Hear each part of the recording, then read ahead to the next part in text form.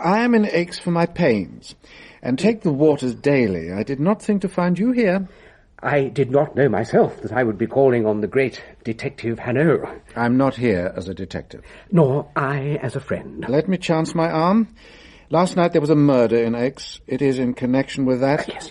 Since you're clearly not the victim, my old friend, and unlikely to be the murderer, I wonder, what can your connection be? Well, 2 nights ago, I was at the casino.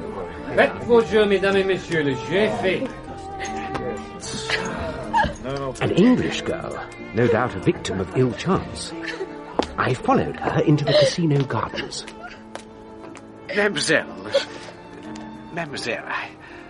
And then back into the grand salon. To tell you the truth, Hanaud, even a confirmed old bachelor like myself, when confronted by such beauty... Yes. But it was Harry Wethermill she wanted. He had a large pile of chips in front of him. She came and stood behind him and put one gloved hand on his shoulder and added her meagre 5 francs to his hoard. I heard him say... We shall sink or swim together. Faites vos jeux, mesdames et messieurs. Harry. From that moment on, Harry's excellent luck deserted him. 4 times he renewed the bank, and 4 times he lost. That's enough, Celia. It'll be cooler in the garden. I have taken your luck away. You will have to take yourself away, darling, before you can do that. The English girl puzzles me. Now, she has French chic, but whence had she acquired it?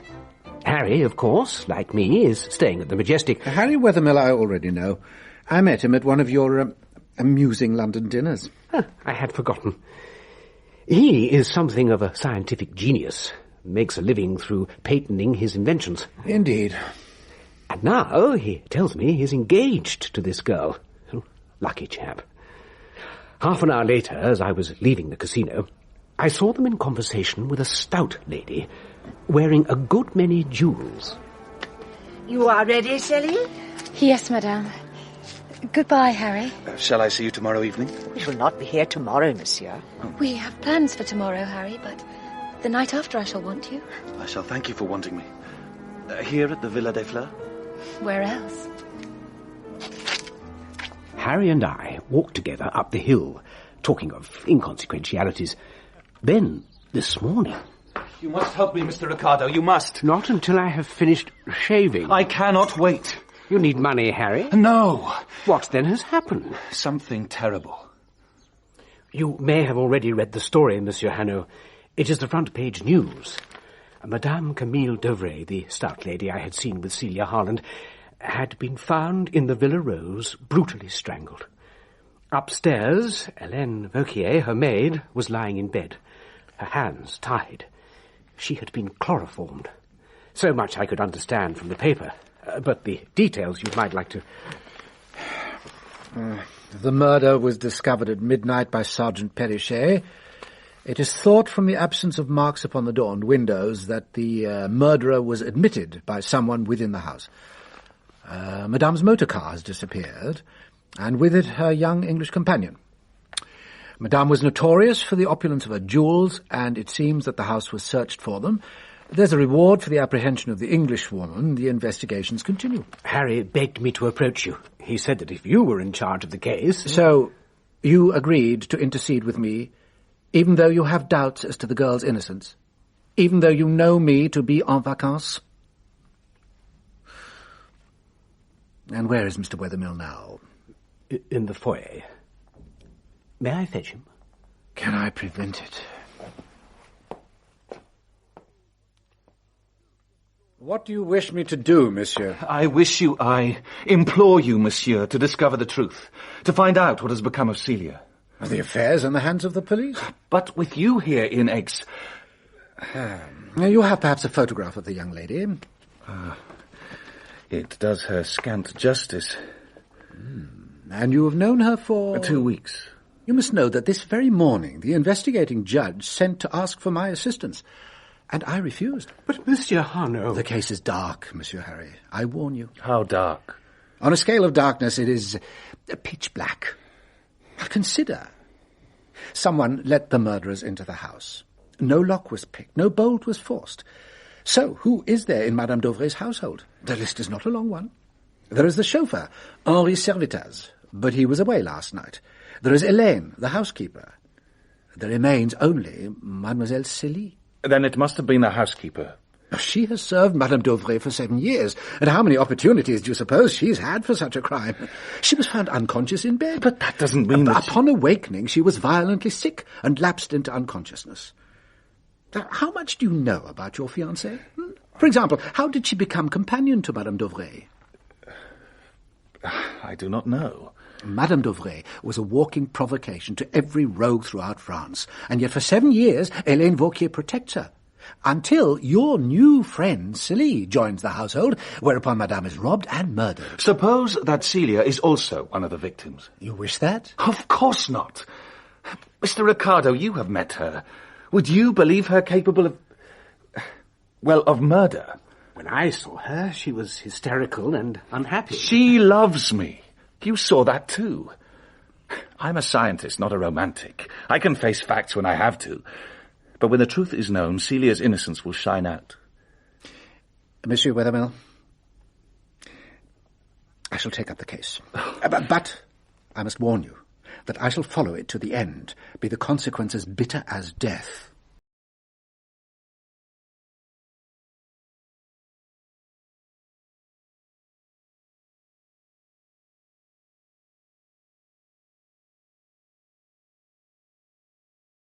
You who discovered the crime, Inspector? Yes, I read about you in this morning's newspaper, and I have the honour to be associated with you in this case. Monsieur is pleased to laugh at me, but it is not I who called myself intelligent. I should like to be so, for the good Lord knows I do not look it. Oh, then congratulate yourself. It's a great advantage to be intelligent and not to look it. Tell us about last evening. It rained.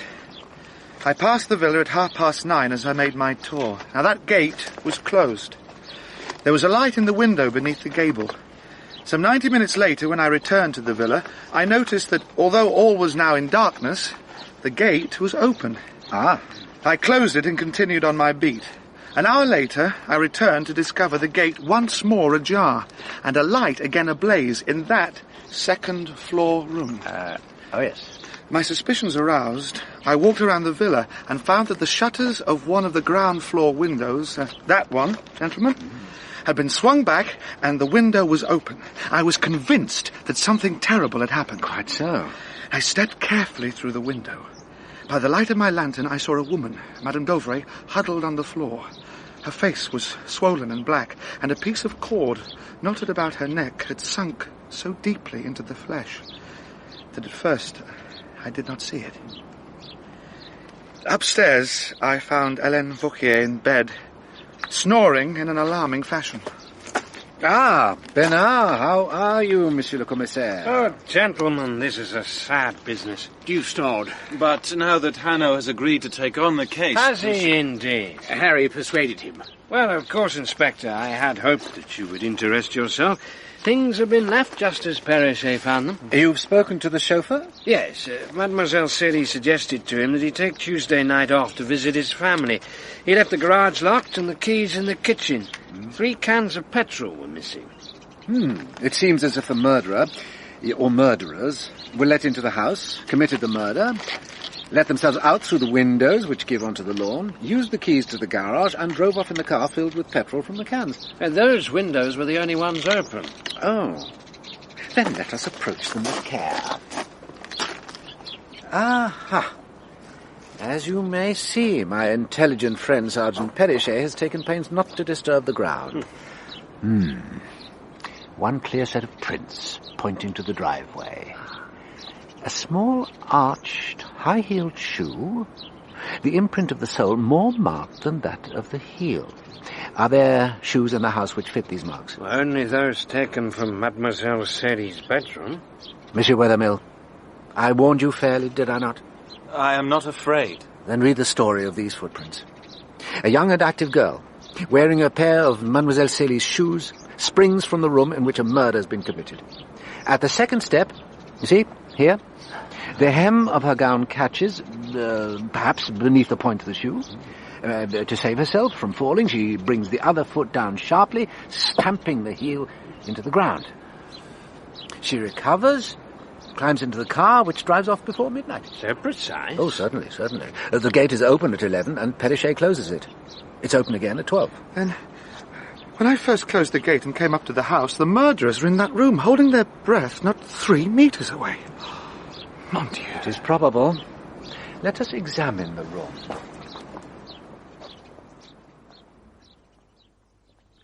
What is the matter, Hanaud?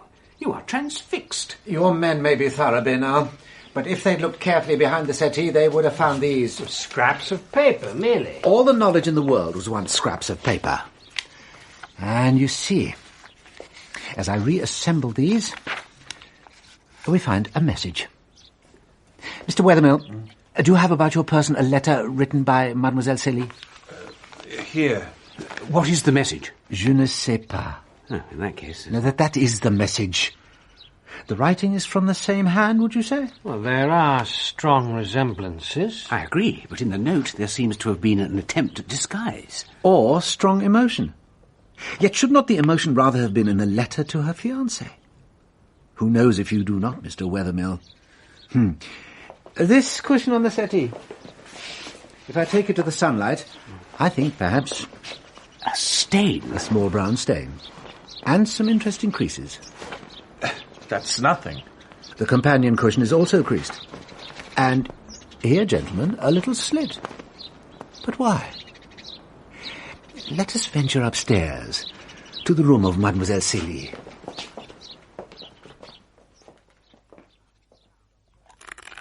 Now, Mr. Wethermill, what do you suppose belongs in this little jewel case?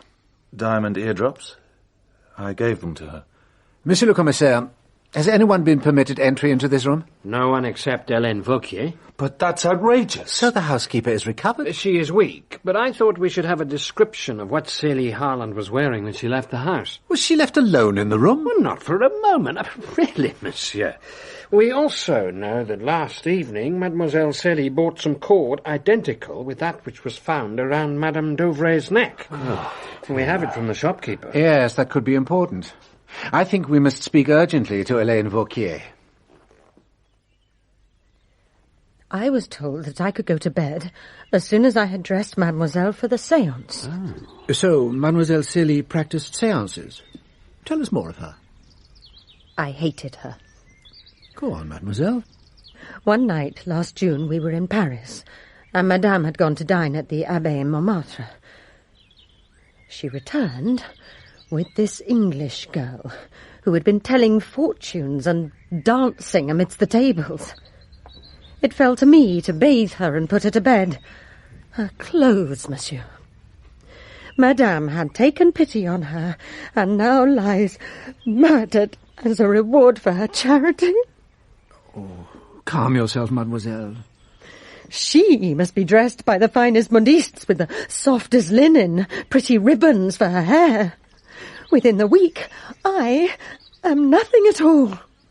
So do not ask me to speak impartially of her. Your feelings do you no discredit. But these séances... Oh, any rogue with a pack of cards and a lack of scruples could make a fortune out of Madame. One day, Mademoiselle suggested that together we could provide a service far more impressive than the local mountebanks. And I consented, and could never afterwards refuse. For had Madame known that I was also tricking her, I should have lost my place. How exactly did you operate these séances? What did Mademoiselle Célie do? She would make the spirits appear and speak. And she was never caught out? Never. But she was practised. She told me that for many years, even as a child, she'd travelled through England giving exhibitions with her father. Oh. Did you know that, Mr. Wethermill? No. And I do not now. The story is true. One night in Leamington, I attended one of these exhibitions. I had been puzzling as to where I had seen the girl before. One would not quickly forget that evening, nor that girl. I would place Célie in a cabinet with a string tied across the door. The lights would be turned down, and in a moment she would be moving around the room in a pair of soft-soled slippers. She might drape a lace scarf about her head and become an old woman, or a soldier, or a child. Tambourines would rattle and fingers touch the forehead and the neck, and there would be strange voices and apparitions, great ladies of the past. And when at last the lights were turned up, Celie would be discovered, once more in her cabinet, exhausted. These visitations spoke to Madame? Through Mademoiselle's voice. Did they write her messages, too? Sometimes. Answers to questions. Mademoiselle would have them ready prepared. And how were they delivered? Not by mail. They would flutter onto the table. I speculate that on such occasions a message might flutter down with the words, "Je ne sais pas." Oh, indeed not, monsieur. It would never do for a spirit to confess ignorance. And last night there was a séance in the salon. Madame and Mademoiselle had dinner in the casino, but they told me they would be back early. At about 9:30, I was summoned to the salon, where I found Madame Dauvray, Mademoiselle Celie, and another woman. Had you seen her before? No, monsieur. What was she like? Sallow complexion, monsieur, with black hair and eyes like beads. Maybe 45 years old. Madame gave me instructions. You will help Celie to dress, Helene, and be very quick. You will believe Adele after tonight. So Adele was the name of this strange woman. It was not a false name, mademoiselle? I think it was Adele. Go on. She sat defiantly on the edge of the chair. I shall keep my wits about me. While I was laying out Mademoiselle's black dress and her noiseless slippers, she said to me, "When I have gone down to the salon, you can go to bed, Helene. Adele will be fetched by a friend in a motor car, and I can let her out and fasten the door again." She said that? Oh, do not condemn her too quickly, monsieur. And not upon my words alone, for, as I say, I hated her. Indeed. I asked Mademoiselle what she would do without me as her confederate. There will be no difficulty. And this is why I think that there was no séance last night. For when she had bathed, she would have none of her plain black robe.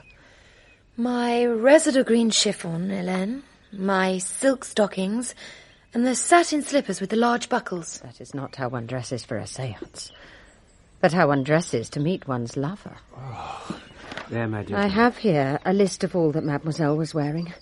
I dressed her in all these garments myself, excepting only her white lace coat, which I laid out on her bed. You are helpful, mademoiselle. It is possible, monsieur, that while Mademoiselle was dressing, Madame Dauvray and the woman Adele went into the dining room for some lemonade. Once dressed, Mademoiselle runs downstairs, through the empty salon, opens the glass doors, and is gone to meet her lover. And then the thief, an accomplice of Adele's, enters through the open glass doors and hides, awaiting Madame's return from the dining room. In which case, Mademoiselle is innocent. That doesn't account for the lace coat in which she left the house. She must have returned to her room for that after you retired to bed. I had forgotten the coat. Suppose the girl is going to meet her lover, but the lover is the murderer. She opens the door for him. It is not possible. Indeed, Harry, it is. A young girl, tingling with excitement, at the bottom of the stairs, she turns to me and says, "Helene, you can go to bed." For her, the happiness, the lover. For me... "Helene, you can go to bed." So, after she had descended the stairs... I put the lights out in her room, and as she had ordered me to do, went to bed. The next thing I remember... Oh, you're safe now, mademoiselle. One thing more. This description of Mademoiselle Celie's apparel is complete, is it not? I believe so, monsieur. Well, I ask because Mademoiselle was in the habit of wearing a pair of diamond eardrops, and they are not on this list. That is quite true, monsieur. I had forgotten the eardrops. As anybody might. But did she wear them last night? Now think. It's not from me that you will get the answer, mademoiselle. I think she wore them. Yes, Yes, I remember it well. She took them off before her bath, and they lay on the dressing table. She replaced them in her ears while I dressed her hair. Then we must add them to your description. As for your mistress, did she keep money in the house? Very little. Her cheques were accepted everywhere. Where did she keep her jewellery? In a safe in her bedroom, monsieur. What did she do with the keys? That I cannot tell you, for I do not know. Did Mademoiselle Célie know of the safe? Oh, yes. She must often have seen Madame take the jewels out and replace them. Mademoiselle, thank you. Your ordeal is over. May I leave this villa, monsieur? Oh, certainly. You're free to go. Oh, monsieur, I thank you. Oh. Thank you. Yes, but you're not to leave X. Hmm? You have friends to stay with? Yeah, good. Durette has a car to take you wherever you wish to go. Thank you. Hanaud, is that wise? If she's implicated, we shall learn more if we leave her free than if we keep her under lock and key. Yes, it's time to take a look in the murdered woman's room. Poor lady. We thought it proper to bring her here. Strangulation is a brutal business. And the safe in which she hid her jewels each night, it had been left ajar. Oh, had it so? And here, the inventory of Madame d'Auvray jewellery. Well, see for yourself, Hanaud. Yes, if she did indeed keep her jewels in this safe, why has the room been turned upside down? Ricardo, your penknife. Oh, yeah. Here. What are you hoping... Shh. The fine blade. Precisely. Now, let me just...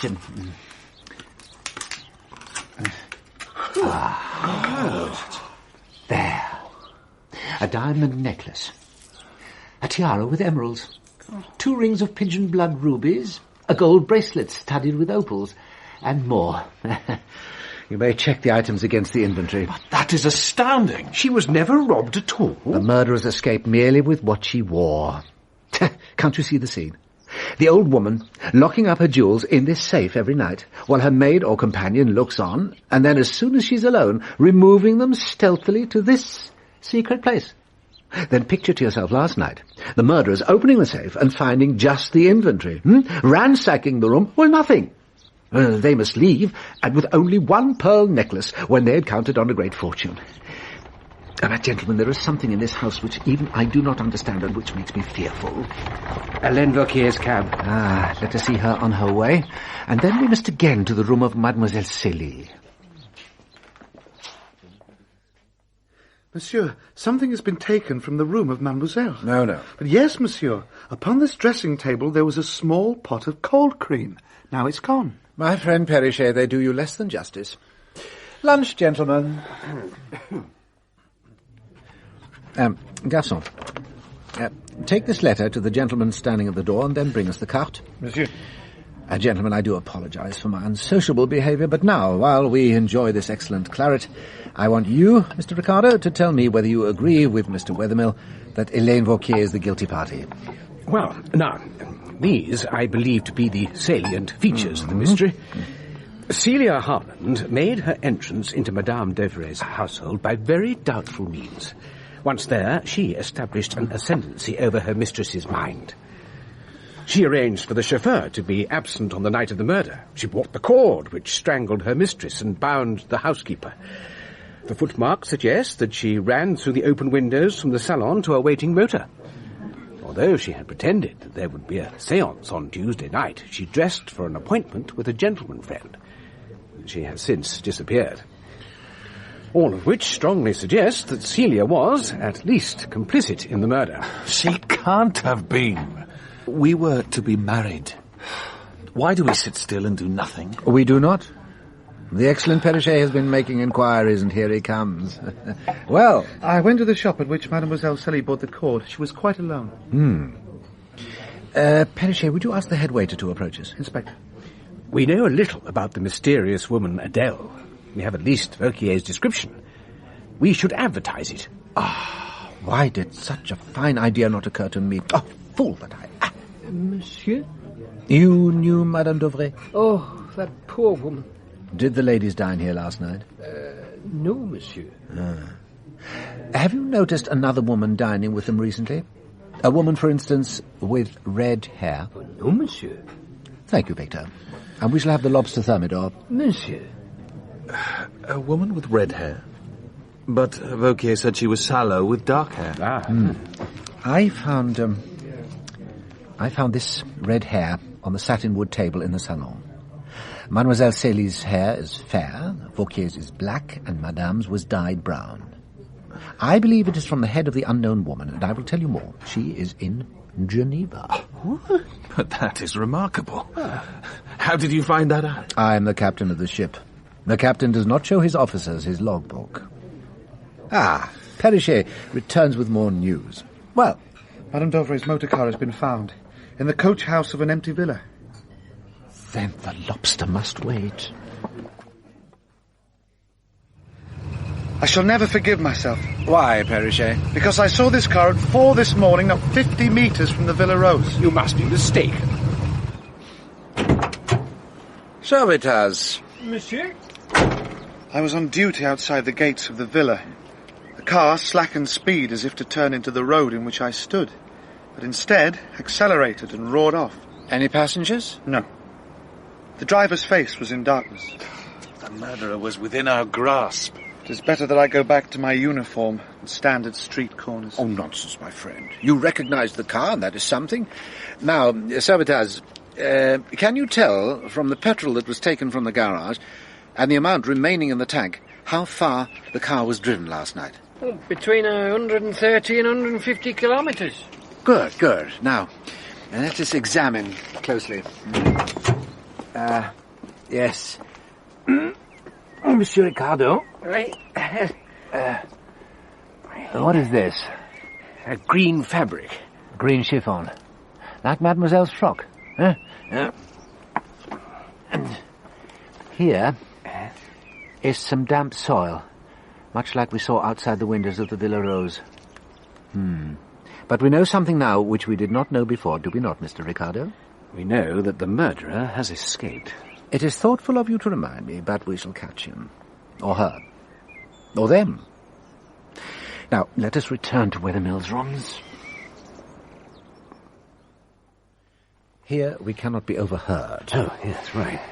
And I will tell you what we've learned. Last night, the man, the woman with the red hair, and Mademoiselle Célie drove off in the murdered woman's car. We cannot be certain. You have a road map, Mr. Wethermill? Yes. Mine is, here. Measure the distance from Aix to Geneva and back. A rough figure will be adequate. I'd say, 140 kilometres. Exactly. The man who drove the car to Geneva brought it back because he intended to leave it in the garage of the Villa Rose. Good heavens. And when he returns, he sees at the corner of the road the estimable Perrichet. He guesses that the murder has been discovered. So, he drives straight on. On the outskirts of town, he finds an empty villa. He abandons it there. I cannot understand your calmness. You are the amateur, I the professional. I may be the amateur, but I have knowledge which the professional would do well to acquire. Oh, then let me have it. I have driven from Geneva to Aix. At the border, you are stopped. Your car is searched. They would tell you whether or no Madame Dovray's car passed along the route last night, once or twice, or not at all. That is important. It is not. Travelling the other way from France into Switzerland is a very different affair. In Switzerland, hardly a glance, hardly a word. But the car came back. And the man was alone in it. I have more important matters to attend to. Harry, get some sleep. We shall need all our strength tomorrow.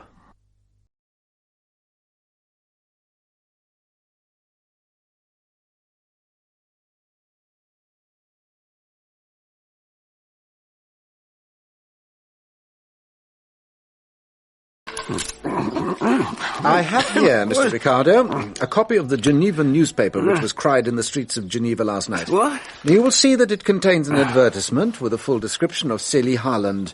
There's a reward of 4,000 francs to anyone who knows her whereabouts. Applications to be made to... Mr. Ricardo, Hotel Majestic, Aix-les-Bains. Precisely. You have done this? Why? Well, I did it because I have a sense of humour, and you have 4,000 francs. I hate publicity. If I were to give my name, the very people we are seeking to catch will know that I, the incomparable Hanaud, am searching for Mademoiselle Célie. Also, your description is incomplete. I see here no reference to the diamond eardrops. Oh, you noticed? I must look to my laurels. However, Mademoiselle was not wearing the eardrops when she left the Villa Rose. When did you write this? Yesterday, when we were at lunch. Commissioner Bernard telegraphed it to the Geneva newspaper offices. But you never said a word about it to us. Well, you'd have forbidden me to use your name. When do you expect a response? Who knows? This is excellent coffee. Far better than they serve in my hotel. How can you sit there so calmly while time passes and nothing is achieved? Oh, the time would pass in any case. And something has been achieved. Oh, for is not this your valet at the door? Entree! A telegram, sir. Oh, right, thank you. Calmly, my friend. You may go. Sir? Well? Expect me soon after 3. Marthe Gobin. Excellent. Should I send for Wethermill? As you please. But why raise hopes which an hour or two may dash to the ground? Well, good news will be none the worse for waiting a while, and bad news will be a little the better. The Continental Bradshaw. From Geneva. Yes, there's a train which reaches Aix at 7 minutes past 3. You have a motor car? Yes. Good. Pick me up in it at 3 and we shall drive to the station. Look. That will be she. The omnibus, maybe? No, she takes a cab. With 4,000 francs almost in her grasp, she can afford the little luxuries. She compares the horses. She looks honest. And chooses the freshest. A good bourgeoise. Now, if you drive us back to the hotel, we shall be ready for her the minute she arrives. We're nearing the end. Poor Monsieur Wethermill. I left him drinking coffee on the veranda. These 2 days have been a time of great tribulation for him.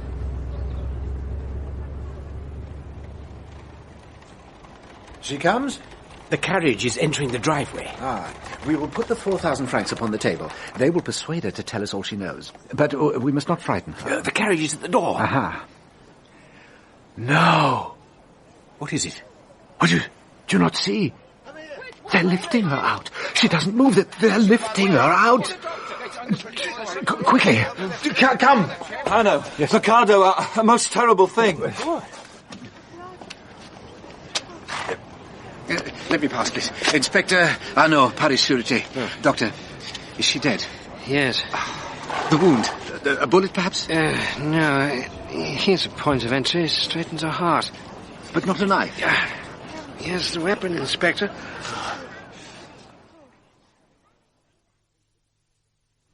A kitchen skewer with wooden handle spliced onto one end. Did she suffer?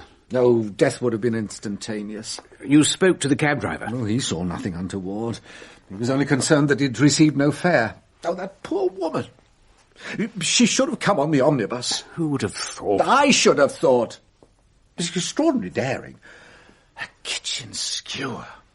And what news did she have for us? We shall never know. Time will be lost, but we have no time. Mr. Ricardo, what are these? This morning's letters. What of them? This one has a Swiss stamp. Open it. Read. I write what I saw and post it tonight, so that no one may be before me with the news. I will come to Aix tomorrow for the money. It has several pages. And signed? Marthe Gobin. She speaks. We may not bring her back to life, but nonetheless. Give me the letter, Ricardo. It's addressed to me. Oh.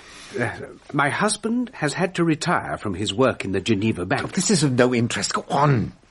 About a month ago, the house directly opposite to ours was taken furnished for the summer by a Madame Rossignol. She is a tall woman with red hair. Ah! I do not care for Adele Rossignol. Adele? So, Hélène Vauquier told the truth. In that respect, she did. But she said Adele's hair was black. In that respect, she didn't. Continue. There is an old woman and a servant, Hippolyte, who drives the carriage. He seems a respectable fellow. That is the household of Madame Rossignol. The red-haired woman called Adele, the driver. Excellent. At 3:00 on Tuesday afternoon, Madame was driven away in her carriage. She did not return until the middle of the night.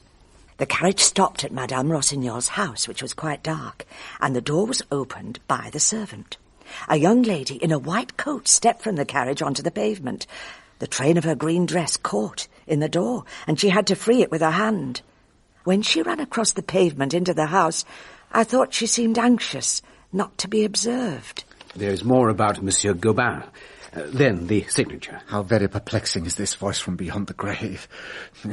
There must have been another telegram sent from Adele Rossignol to somebody in Aix saying that Marthe Gobin, that busybody, had seen your advertisement and was on her way hither.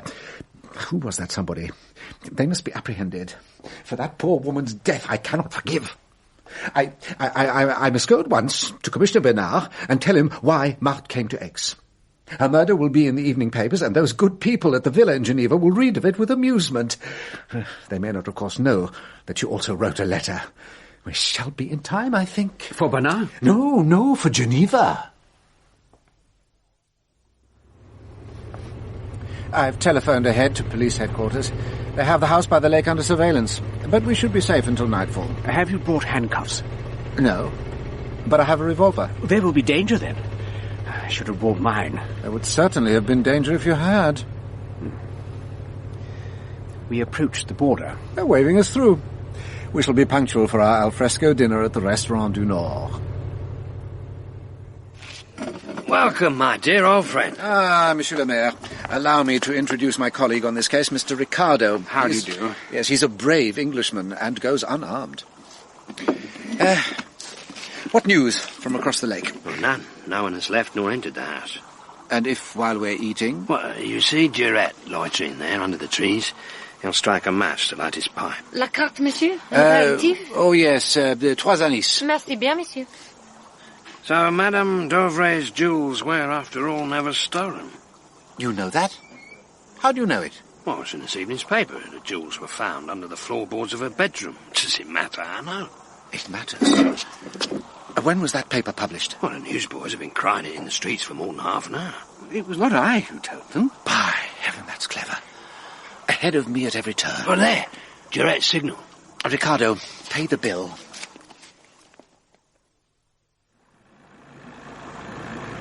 Cut the engine. The front of the house is guarded. As instructed. Ricardo, head for that tree. Right. And not a sound as we approach the house.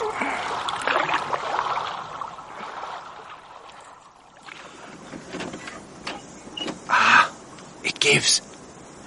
Follow me.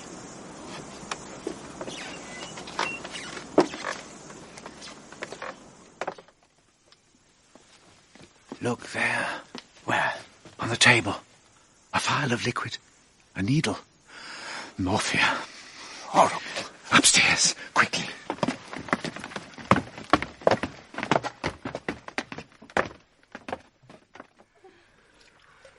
Now, this will burn you until they no longer recognize you. Please let me go. Oh, no. Woman, you leave that flask alone. Yes. The mayor, take her. Take her. No. Ricardo, free the girl. Bear up, Celia, while I cut you free. Somebody help me. Oh, yes, I have her. Oh, now I understand. That is horrible.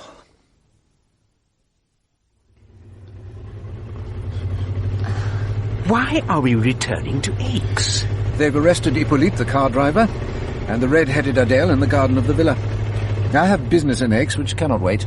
Then Celia is not, after all, part of the gang? Oh, you're amongst good friends, mademoiselle. Am I? Oh, be sure of it. They put me in a cupboard. Yes, do not distress yourself. There's time enough. They meant to drown me. I did not think to see the stars again. Have you had food or drink? No. Oh, well, Mr. Ricardo carries a flask, I believe. Oh, yes, here. No! What? No! So, Please! what is the Please, matter? Don't! It's brandy, that's all. See, I take a sip myself. No, don't. I thought... It seems impossible to me that I am free. Well, I've arranged rooms for you in Aix, and there'll be a nurse from the hospital. If I knew you better, I should tell you that I feel as if I had a big Newfoundland dog next to me in this car. Oh.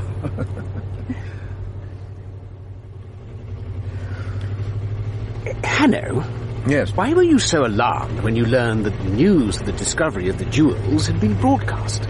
Well, except that I believed the girl to be innocent, merely a witness to the crimes, and in the hands of the criminals. Very well. Then there was one chance that she would be kept alive, that they might force her to tell them what she didn't know, namely the place where Madame d'Auvray secreted her jewels. I had not thought of a newspaper being cried in the streets. At once, Mademoiselle Célie is a liability to them. I knew we had to hurry. Why did she not cry out, then or sooner? Because she could not. Because of the flask of acid. No man or woman could. But here we are, back at the Hotel Majestic. Ah, how happy Harry will be. Monsieur, bienvenue. Is Mr. Weathermillion? He was arrested this evening, monsieur. Harry? Arrested? But why? For the murders of Marthe Gobin and Madame d'Auvray. Good night.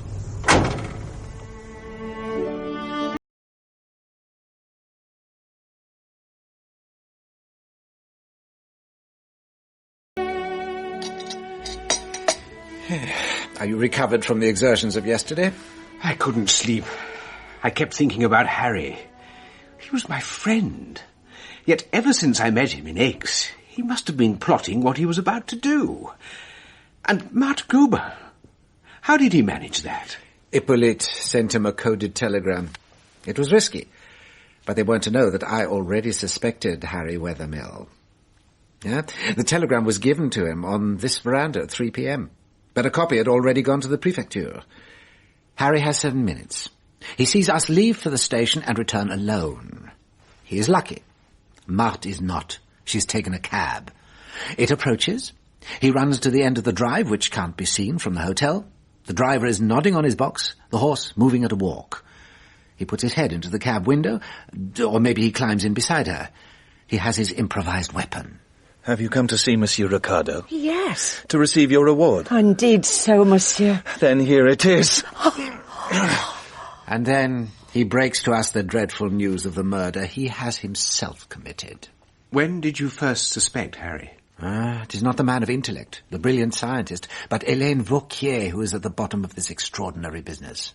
But she has been let go free. She is not.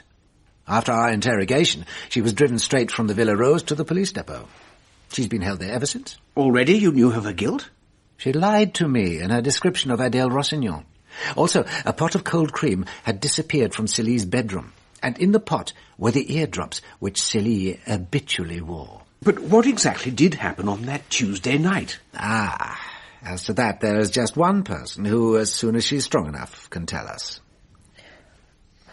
After my father's bankruptcy and death in Paris, I took what work I could find. At last, dancing in a supper room in Montmartre. It was there one night that Madame befriended me and invited me to Aix. Hélène Vauquier hated me on sight. And what of the séances? When I was a child in England, it was just fun, monsieur. But when I saw how excited and feverish Madame became, I grew scared.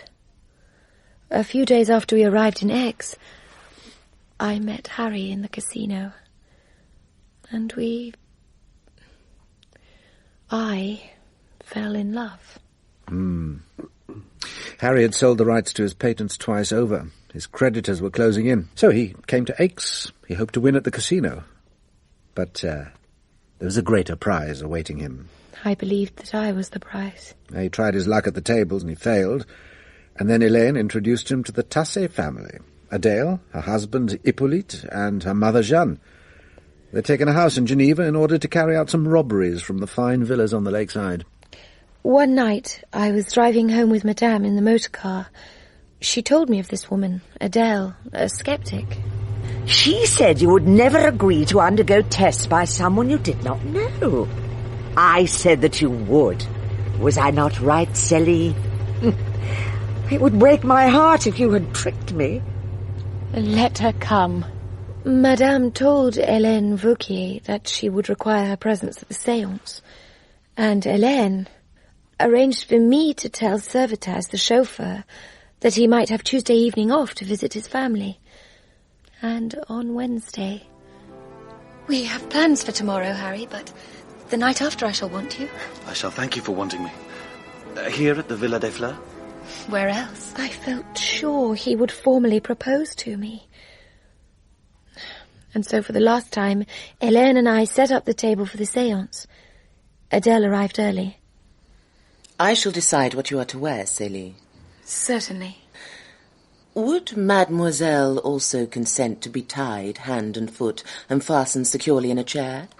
Of course. Oh, you shall believe tonight in these wonderful things, Adele. Then let us go and buy the cord. They had laid their plans carefully. Celie!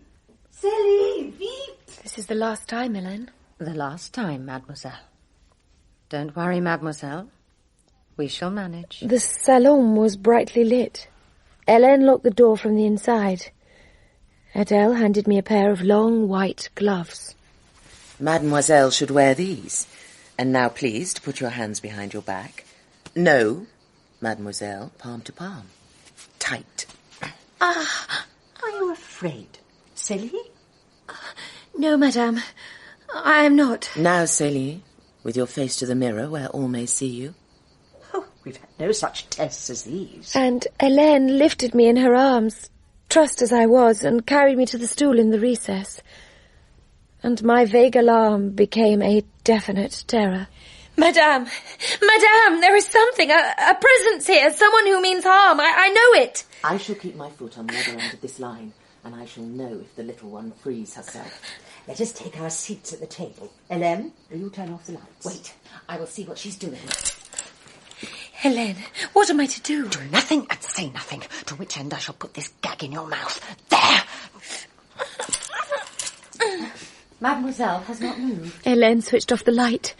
Do you hear any sound? After a while, I found that the room was not as dark as it had been. Through a chink in the curtains around me, I could make out a figure, a man climbing over the sill. It was Harry. He put his gloved hand to the bandage over my mouth and felt for the knot at the back of my neck. I would be free. Then I knew, although I did not understand. He was tightening the knots, not loosening them. Finally, he untied the cord which ran from my waist to Adele Rossignol's foot and jerked it. It was the signal. Now give me your hand, and we have completed our circle. Oh. Who are you that come to us from the spirit world? Answer. Oh, fingers touch my forehead. Now my cheek. Now they touch my throat. No! They were murdering the kind old woman, my mistress, in the dark. That's horrible. What's the matter? She's fallen against me, her whole weight. Turn on the light. You see? There's nothing to be afraid of, Harry. She is quite dead. And will have no further use of her necklace, her bracelets, her rings, or her keys. Which is the key to her safe? This one. Get the jewels out of the safe, Harry. You're no use to us like this. You promised you would blindfold the girl. What does it matter? There would have been no need to do it. Wouldn't there? Bring her to the sofa, Hélène. Lie there. Adele and Mr. Wethermill, whom you love, are going to take you away with them. But when you fail to return, everyone will know that you helped to rob and murder your benefactress. I shall go and help Harry. Mademoiselle Celie, These diamond eardrops could be a provocation to thieves. May I be permitted to remove them? Oh, it's not ladylike to kick. Lie still, do you hear? The safe's empty. We've searched the room. We found nothing. The girl will know. Give her pencil and paper. Untie her hands. Right. None of them, and especially not Harry, had pity on me. As best I could, I wrote, Je ne sais pas. You have got to know. If not, by God, There were footsteps on the gravel of the drive. The beam of a torch shone for a moment outside. The handle of the door rattled. And then the footsteps moved away. Take her away. We will come to Geneva in a few days and persuade her to tell us what we need to know. Hélène, get to bed. Harry will get the chloroform and put you to sleep. I was left alone with Adele. What new torture was in store? She knelt down in front of me and untied the cords which bound my legs. I can't endure it. You're too young to be killed. Here, let me rub some feeling back into your poor ankles. Ah. Can you stand? Keep still, child. I'll go and open the gates and bring round the car. Are you ready? Yes. Now run, Celie. Run for your life. And that was how they ensured that your footmarks proved that you had left the room of your own free will. And Harry must have erased the marks left by himself and Adele. That was when they made their mistake. What is it, Harry? I've left the light burning in Helene's room. We can't go back now. I dare not. It's over. And just before Geneva, they transferred to a landau, and Adele and Mademoiselle Celie went on to that fearful house by the lake. When I came round, it was to find a sack sewn over my face so that I should see nothing of their preparations for me, and that I do not now lie in a weighted sack at the bottom of the lake. I owe to you, gentlemen. Oh. What will happen to them? Well, for the women, imprisonment for life. And for the men? Perhaps the guillotine. Perhaps New Caledonia. The final decision will be for the President of the Republic.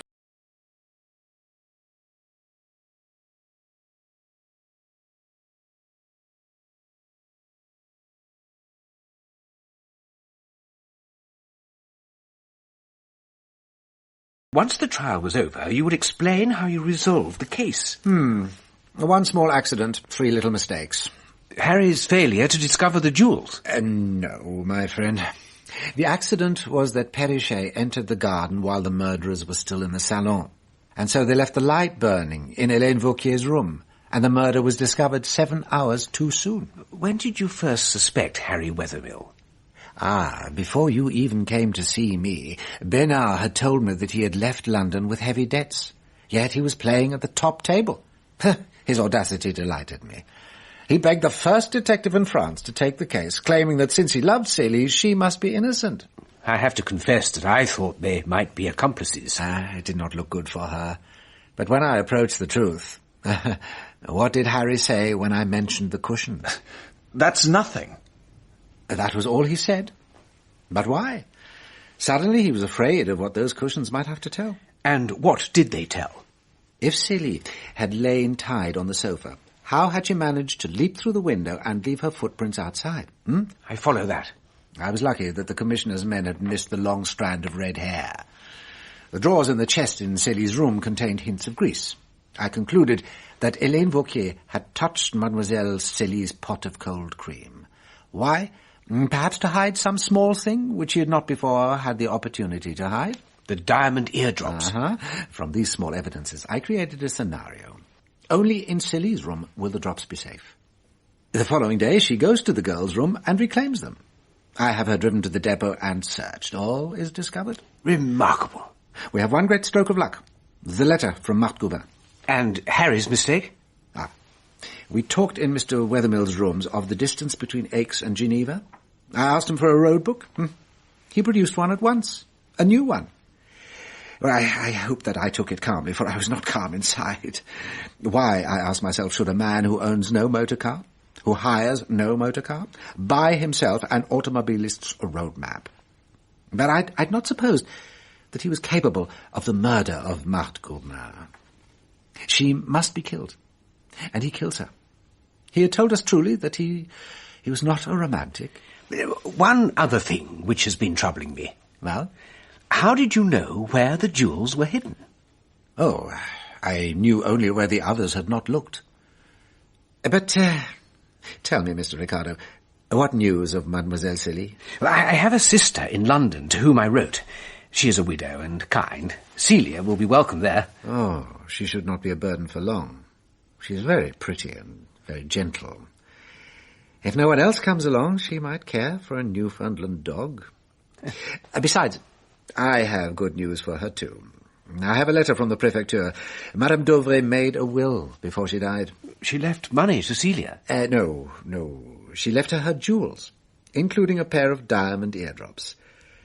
For her sake, at least, Mr. Ricardo, I'm glad that I came to your amusing dinner party in London. I am glad for all our sakes. I shall give another, and invite